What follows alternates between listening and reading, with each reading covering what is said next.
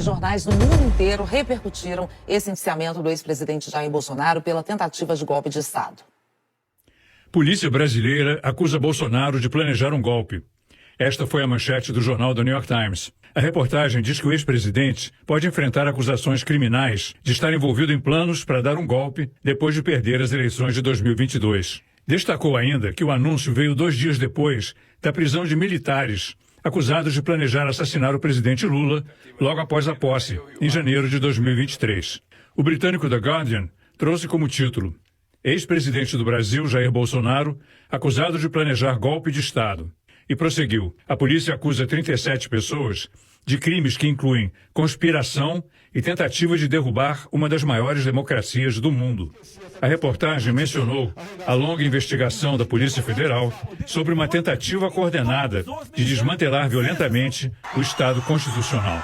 Na agência de notícias Associated Press, a maior dos Estados Unidos, a manchete foi: Polícia brasileira indicia ex-presidente Bolsonaro e assessores por suposta tentativa de golpe em 2022. Num dia de muitas manchetes internacionais, a agência Reuters destacou que a Polícia do Brasil acusa Bolsonaro e ex-ministros de conspiração de golpe em 2022. A Reuters lembrou o papel de Bolsonaro no movimento para negar o resultado das eleições, que culminou nos ataques em Brasília, em 8 de janeiro de 2023. Na França, o jornal Le Monde deu que a polícia brasileira acusa ex-presidente Bolsonaro de planejar golpe. Disse ainda que Bolsonaro foi indiciado por supostamente planejar a derrubada violenta do Estado Democrático, depois de sua derrota nas eleições presidenciais de 2022. O espanhol El País noticiou que a polícia acusa formalmente Bolsonaro, 2 generais e mais 34 pessoas de tentativa de golpe de Estado no Brasil.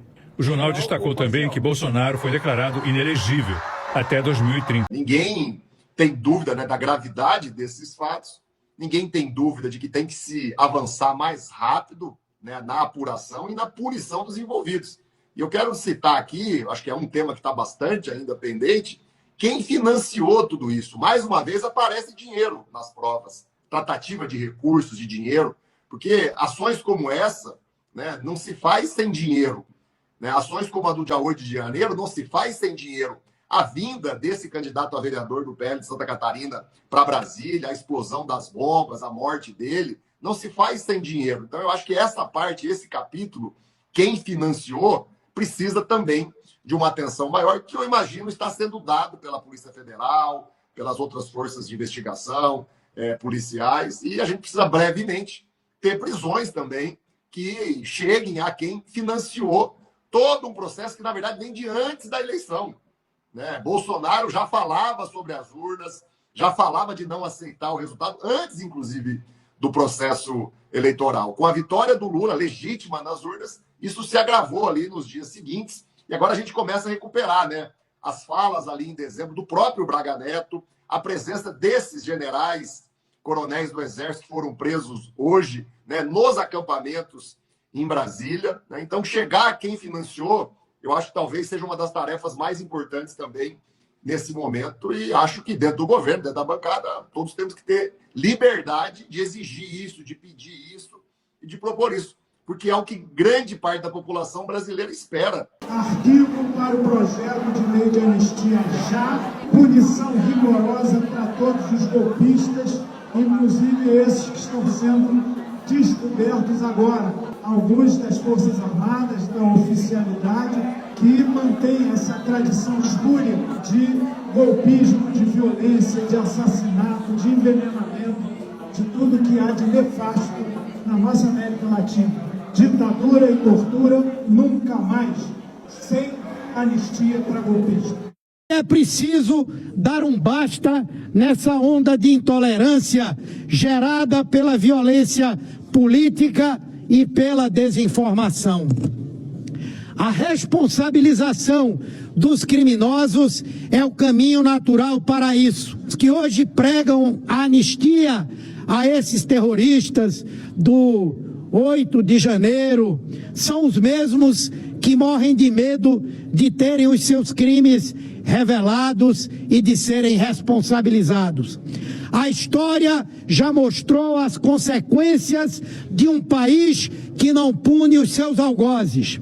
Debater a anistia é dar uma mensagem direta aos criminosos, uma vez que a impunidade funciona como principal catalisador da violência, do ódio e da intolerância. A falta de responsabilização dos crimes é a incubadora de um ambiente propício para que episódios tão graves como este, um atentado à própria democracia, sigam se tornando cada vez mais frequentes.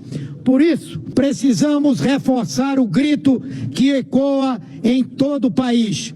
Sem anistia para golpistas, sem anistia para quem ataca a democracia, punição para aqueles que querem destruir o Estado de Direito que foi construído no Brasil à base da luta de muito sangue, inclusive daqueles que foram vítimas da ditadura militar. Muito grave o que está sendo revelado hoje para o Brasil. Mostra que o que nós vivenciamos no 8 de janeiro e antes do 8 de janeiro não era um conjunto de ações isoladas, mas uma ação orquestrada, muito bem articulada, com planos definidos e que levavam provavelmente a uma verdadeira ditadura sanguinária, porque matar o presidente da República, matar o vice-presidente da República, matar o presidente do Tribunal Superior Eleitoral é uma simples demonstração do que seriam esses novos anos de chumbo se esse golpe tivesse tido sucesso. E nos coloca numa posição muito firme, não só de que essas investigações avancem, como nós possamos ter o julgamento dos responsáveis por essa trama e o tema da anistia para essas pessoas que já estão condenadas ou estão ainda em processo de julgamento vai perdendo absolutamente qualquer viabilidade de ser implementado pelo Congresso Nacional. Tá vendo esse aqui? É o general Mário Fernandes, que está em cana agora, acusado de participar de uma trama absolutamente assassina e criminosa com outros oficiais e um policial federal, todos presos, felizmente, que tinha até um nome, Punhal Verde e Amarelo. Eles abusam dos símbolos nacionais, eles degeneram as cores da pátria, eles fazem, na verdade, uma tentativa de ação obscura, violenta, típica das velhas tiranias da Nuestra América. Não passarão, e esse projeto de anistia, que está aqui na Câmara dos Deputados, tem que ir para o arquivo já. É grave, sim, merece sim prisão, merece sim punição rigorosa. A gente não pode normalizar a tentativa de assassinato, seja de quem for, quanto mais do presidente da República, do vice-presidente da República e do, na época, presidente do Tribunal Superior Eleitoral, que garantiu, inclusive, com as suas atitudes, o ministro Alexandre de Moraes, a realização das eleições e o resultado delas ter validade, né, no nosso país naquele momento.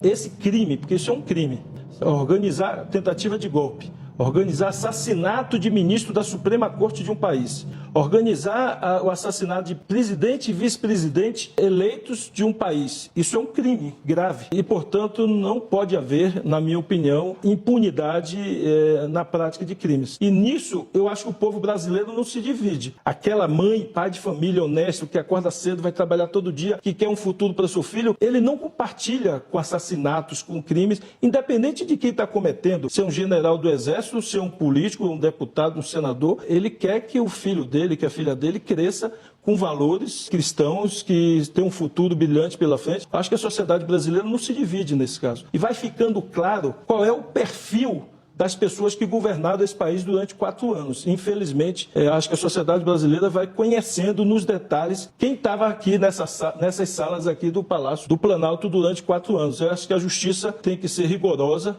na apuração e no julgamento dessas pessoas para desestimular completamente qualquer tentativa futura de repetir esse tipo de crime. Bolsonaro finalmente indiciado por toda essa trama golpista, trama terrorista, trama de violência, de ódio, de atentado contra a democracia, um atentado em relação ao desejo do eleitor brasileiro e brasileira.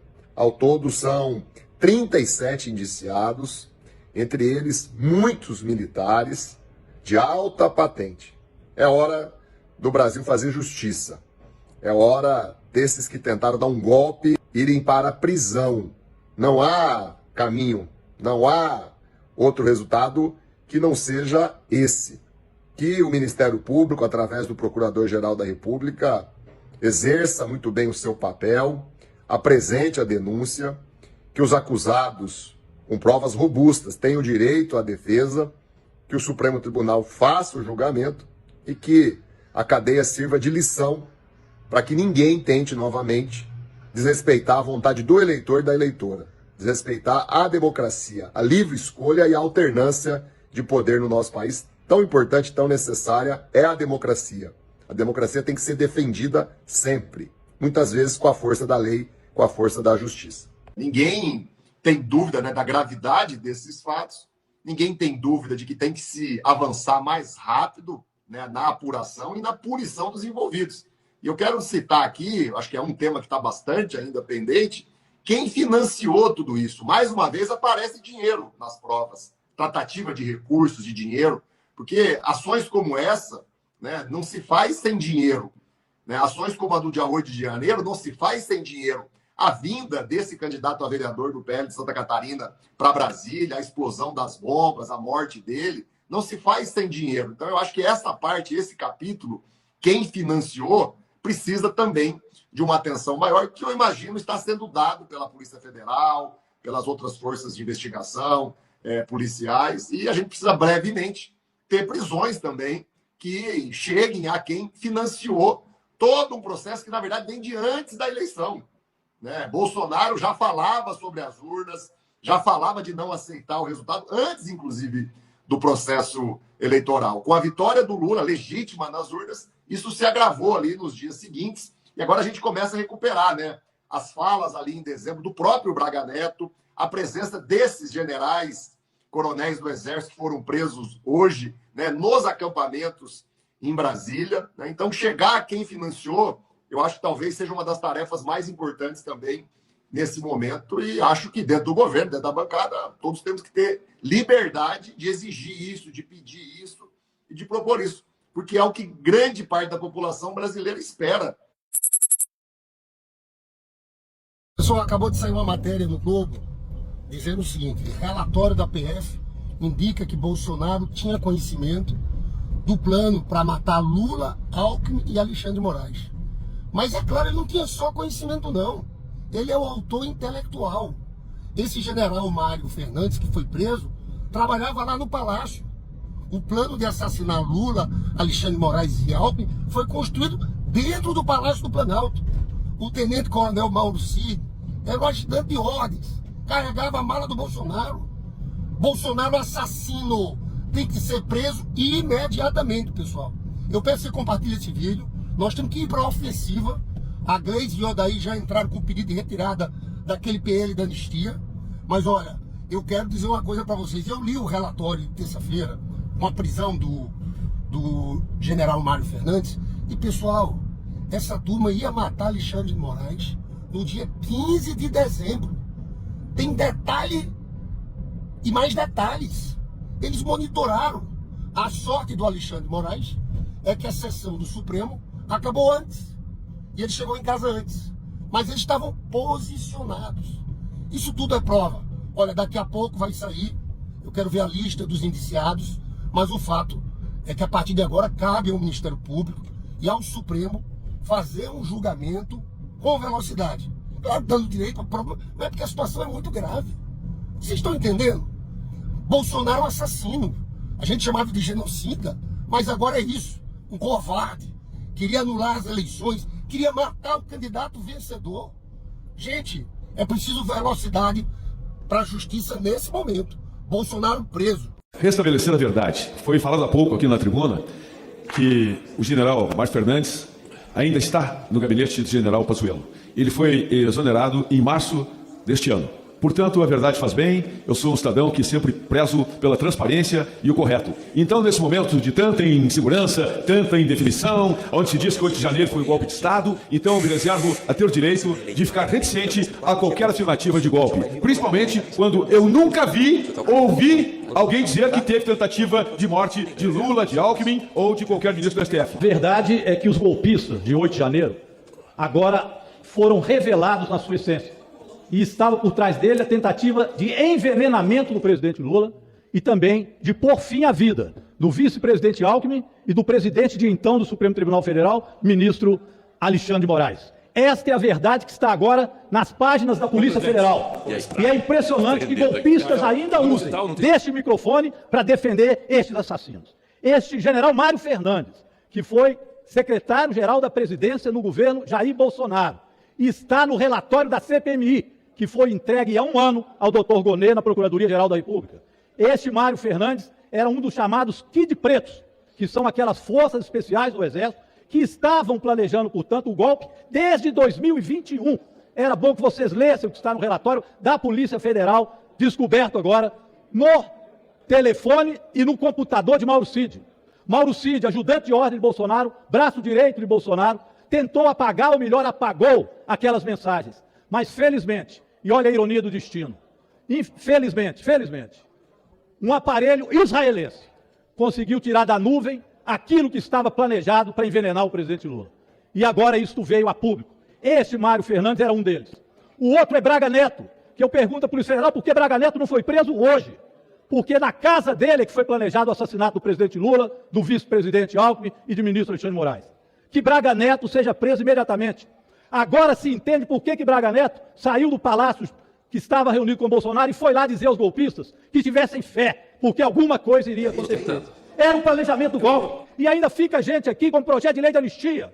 O presidente Arthur Lira tem que ver que é sem anistia. Esse projeto tem que ser arquivado, porque ele é uma vergonha. E está lá no Senado agora o senador Girão, outro golpista. Está lá ele agora pedindo anistia. Anistia para quê? Para que atentem contra a vida do presidente? Para que queiram dar mais golpe na democracia? Basta. E o principal responsável que está no relatório da CPMI, Jair Bolsonaro, não vai sair livre disso. Será preso. Presidente, eu peço mais 30 segundos. Apenas para concluir dizendo que apresentei agora um projeto de lei para que aqueles que atentam contra a democracia, contra a vida de um presidente, para depor um presidente, ou que atentem contra o sistema democrático brasileiro, que a inelegibilidade seja a inelegibilidade do tempo que durou a ditadura militar. 21 anos. É o mínimo que se pode fazer. Que estes golpistas sejam presos e que os golpistas do parlamento tenham cuidado também, porque estarão na mira também do Supremo Tribunal Federal. Não existe possibilidade de pacificação com anistia a criminosos. Nós sabemos, e vocês que atuam no Ministério Público sabem, que o criminoso anistiado é um criminoso impune. E a impunidade vai gerar mais agressividade, como gerou ontem.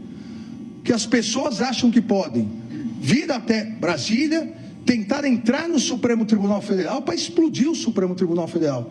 Porque foram instigadas por muitas pessoas, lamentavelmente, várias com altos cargos na República. A impunidade vai gerar mais agressividade. Vai gerar, como a pessoa que se suicidou ontem, a tentativa disse ele, escreveu, de uma revolução. Antes se chamava o pedido de intervenção militar, agora de uma revolução.